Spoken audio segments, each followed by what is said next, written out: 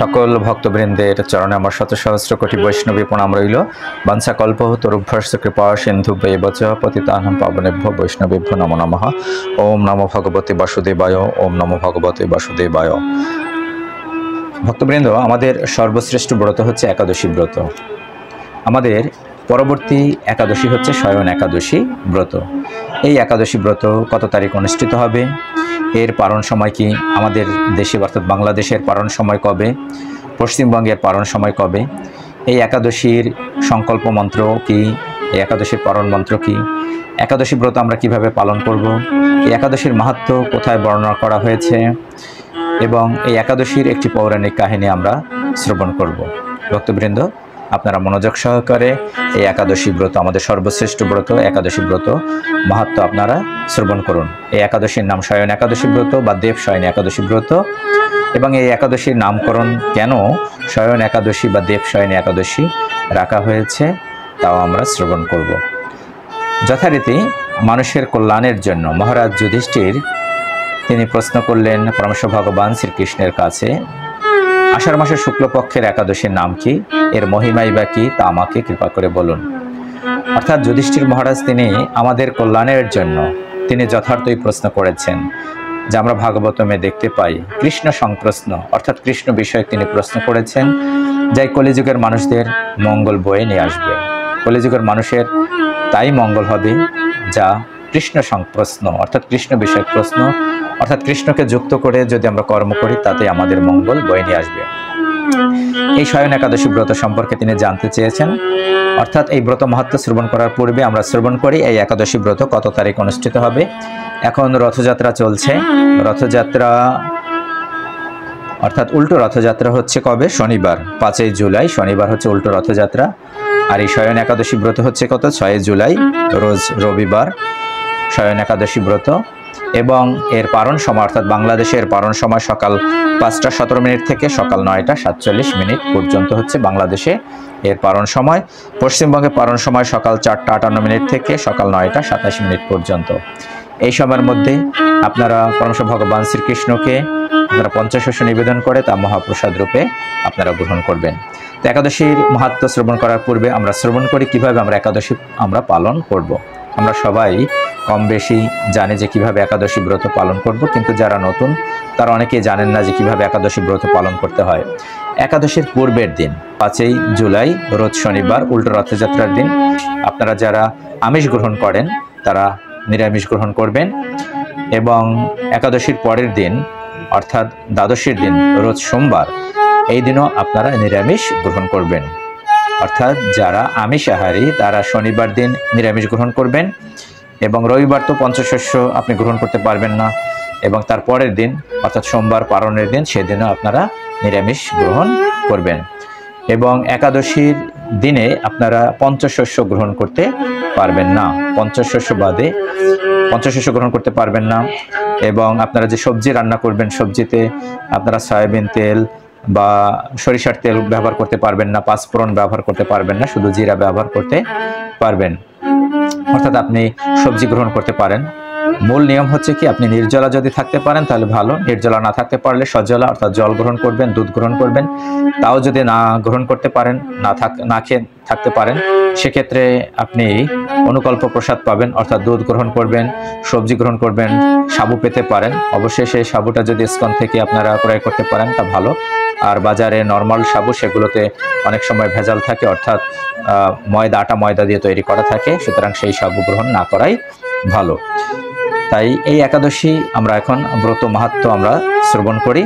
শ্রীকৃষ্ণ যুধিষ্ঠির মহারাজের প্রশ্নের উত্তর দিলেন। তিনি বললেন, ব্রহ্মা একাদশী সম্পর্কে দেবর্ষি নারদকে যা বলেছিলেন আমি সেই আশ্চর্যজনক কথা আপনাকে বলছি। শ্রী ব্রহ্মা বললেন, হে নারদ, সংসারে একাদশীর মতো পবিত্র আর কোনো ব্রত নেই। সকল পাপ বিনাশের জন্য এই বিষ্ণু ব্রত পালন করা একান্ত আবশ্যক। যে ব্যক্তি এই প্রকার পবিত্র পাপ নাশক এবং সকল অভীষ্ট প্রদাতা একাদশী ব্রত না করে তাকে নরকগামী হতে হয়। তাই নরক থেকে যদি আমরা মুক্তি পেতে চাই তাহলে আমাদের অবশ্যই এই একাদশী ব্রত পালন করতে হবে। এই একাদশীর নাম কেন শয়ন একাদশী করা হয়েছে? আষাঢ়ের শুক্লপক্ষের এই একাদশী শয়নী নামে বিখ্যাত, কারণ শ্রী ভগবান ঋষিকেশের জন্য এই ব্রত পালন করতে হয়। এই ব্রতের সম্বন্ধে এক মঙ্গলময় পৌরাণিক কাহিনী আছে, আমি তা এখন তোমাকে বলছি। অর্থাৎ ভগবান নারায়ণ তিনি এই দিন কি শয়নে যান, তাই তার জন্য এই একাদশীর নাম হচ্ছে শয়ন একাদশী। আমরা এখন সেই পৌরাণিক কাহিনী শ্রবণ করি। বহু বছর পূর্বে সূর্য বংশে মান্দাতা নামে একজন রাজর্ষি ছিলেন। তিনি ছিলেন সত্য প্রতিজ্ঞ এবং প্রতাপশালী চক্রবর্তী রাজা ছিলেন। প্রজাদেরকে তিনি তার নিজের সন্তানের মতো ভালোবাসতেন। সে রাজ্যে কোনো রকম দুঃখ, দুর্দশা, দুর্ভিক্ষ, আতঙ্ক, খাদ্যাভাব কোনো কিছু ছিল না। কিন্তু একসময় হঠাৎ দৈব দুর্বিপাকে ক্রমাগত 3 বছর সে রাজ্যে কোনো বৃষ্টি হয়নি। কারণ আমরা জানি বৃষ্টি না হলে আমরা শস্য ফলন বন্ধ হয়ে যাবে। ফলে কি অবস্থা হয়েছে, সেই রাষ্ট্রে বৃষ্টি না হওয়ার কারণে দুর্ভিক্ষ হয়েছে এবং দেবতাদের উদ্দেশ্য দান মন্ত্রের সাহা সধা ইত্যাদি শব্দ বন্ধ হয়ে গেল। এমনকি বেদপাঠও ক্রমশ বন্ধ হলো। তখন প্রজারা রাজার কাছে এসে বলতে লাগলেন, মহারাজ দয়া করে আমাদেরকে বলুন, আমাদের কথা শ্রবণ করুন। শাস্ত্রে জলকে নার বলা হয়, আর সেই জলে ভগবান অয়ন অর্থাৎ নিবাস অর্থাৎ শয়ন করেন, তাই তার নাম হচ্ছে কি, ভগবানের নাম হচ্ছে নারায়ণ। মেঘরূপে ভগবান বিষ্ণু সর্বত্র বাড়ি বর্ষণ করেন। সেই বৃষ্টি থেকে অন্ন সৃষ্টি হয় এবং অন্ন খেয়ে প্রজাগণ জীবন ধারণ করেন। এবং গীতায় বলা হয়েছে কি, 3য় অধ্যায় 14 এবং 15 নং শ্লোকে, অন্নাৎ ভবন্তি ভূতানি পর্জন্নাৎ অন্ন সম্ভব যজ্ঞাৎ ভাবতি পর্জন্য যজ্ঞ কর্ম সমুদ্ভব। অর্থাৎ বৃষ্টি থেকে আমাদের অন্ন সৃষ্টি হয় এবং এই অন্ন গ্রহণ করে প্রজারা বেঁচে থাকে। তাই যদি বৃষ্টি না হয় তাহলে অন্ন সৃষ্টি হবে না, সেক্ষেত্রে প্রজারা দৈব দুর্বিপাকে থাকবে। তাই আমাদের বৃষ্টির প্রয়োজন, বৃষ্টি থেকে আমরা প্রজারা বেঁচে রয়েছি। তখন রাজা মান্দাতা বললেন, তোমরা ঠিকই বলেছ, অন্ন থেকে প্রজার উদ্ভব, অন্ন থেকেই প্রজার পালন হয়। তাই অন্নের অভাবে প্রজারা বিনষ্ট হয়, আবার রাজার দোষেও প্রজারা নষ্ট হয়। আমি নিজের বুদ্ধিতে আমার নিজের কোনো দোষ খুঁজে পাচ্ছি না, তবুও প্রজাদের কল্যাণের জন্য আমি আপ্রাণ চেষ্টা করব। অর্থাৎ রাজা ছিলেন সত্য প্রতিজ্ঞ এবং প্রজাদেরকে তিনি অত্যন্ত ভালোবাসতেন, তাই তিনি প্রজাদেরকে তাদের মঙ্গলের জন্য কথা বললেন। তারপর রাজা ব্রহ্মাকে প্রণাম করে সৈন্যসহ বনে গমন করলেন। সেখানে প্রধান প্রধান ঋষিদের আশ্রমে ভ্রমণ করলেন। এভাবে একদিন তিনি ব্রহ্মার পুত্র মহাতেজস্বী অঙ্গিরা ঋষির সাক্ষাৎ পেলেন।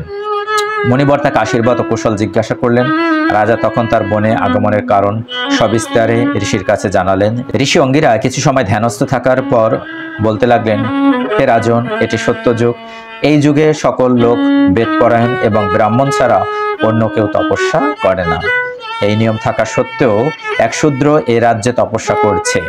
তার এই অকার্যের জন্যই রাজ্যের এই দুর্দশা। তাই তাকে হত্যা করলেই সকল দোষ দূর হবে। রাজা বললেন, হে মণিবর, তপস্যাকারী নিরপরাধ ব্যক্তিকে আমি কিভাবে বধ করব? আমার পক্ষে সহজ সাধ্য অন্য কোনো উপায় থাকলে আপনি তা দয়া করে আমাকে বলুন। তার উত্তরে মহর্ষি অঙ্গিরা বললেন, আপনি আষাঢ় মাসের শুক্লপক্ষের এই শয়ন একাদশী ব্রত পালন করুন, কারণ এই একাদশী ব্রত অত্যন্ত প্রসিদ্ধ একাদশী। এই ব্রতের প্রভাবে নিশ্চয়ই রাজ্যে বৃষ্টি হবে। এই একাদশী সর্বসিদ্ধিদাত্রী এবং সর্ব উপদ্রব নাশকারিণী এই একাদশী ব্রত। তাই একাদশী ব্রত আপনি নিষ্ঠার সাথে পালন করুন। হে রাজন, প্রজা ও পরিবার বর্গ সহ আপনি এই ব্রত পালন করুন। মুনিবরের কথা শুনে রাজা নিজের প্রাসাদে ফিরে এলেন। আষাঢ় মাসে উপস্থিত হলে রাজ্যের সকল প্রজা রাজার সাথে এই একাদশী ব্রতের অনুষ্ঠান করলেন। ব্রত প্রভাবে প্রচুর বৃষ্টিপাত হলো। কিছু কালের মধ্যেই সমস্ত অন্নের অভাব দূর হলো। ভগবান ঋষিকেশের কৃপায় প্রজাগণ সুখী হলো। ঋষিকেশ মানে ঋষিক ঈশ, অর্থাৎ ইন্দ্রিয়ের অধিপতি যিনি, তাকেই বলা হয় ঋষিকেশ। সেই ইন্দ্রিয়ের অধিপতিকে পরমেশ্বর ভগবান শ্রীকৃষ্ণ।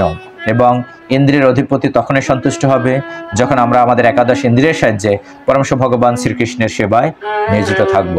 একাদশীর মূল অর্থই হচ্ছে আমাদের একাদশ ইন্দ্রিয়ের সাহায্যে ভগবানের সেবা করো।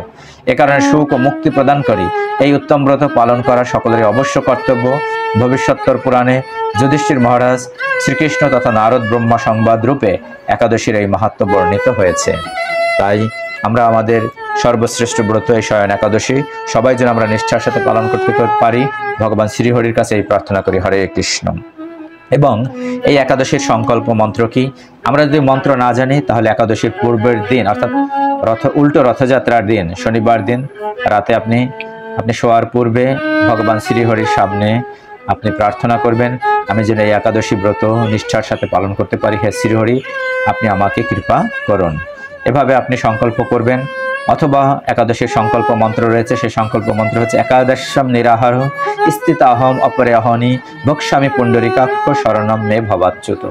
অর্থাৎ এই হচ্ছে একাদশীর সংকল্প মন্ত্র। অর্থাৎ হে পুণ্ডরীকাক্ষ, হে অচ্যুত, আমি একাদশীতে উপবাস পূর্ব পরদিন আহার করব, আপনি মদীয় শরণ স্থান হন। এটা হচ্ছে একাদশীর সংকল্প মন্ত্র।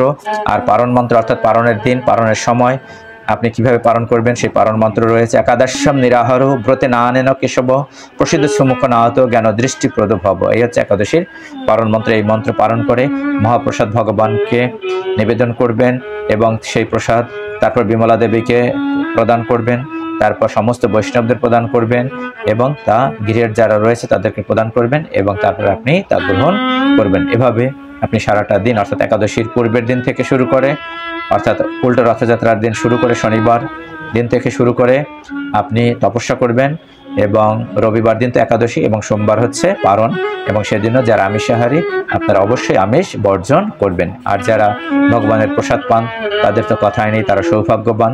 হরে কৃষ্ণ। আমরা এভাবে নিষ্ঠার সাথে একাদশী ব্রত পালন করবো। হরে কৃষ্ণ। সকলের মঙ্গল হোক, সকলের ভগবত ভক্তিকে এই প্রার্থনাই করি। হরে কৃষ্ণ।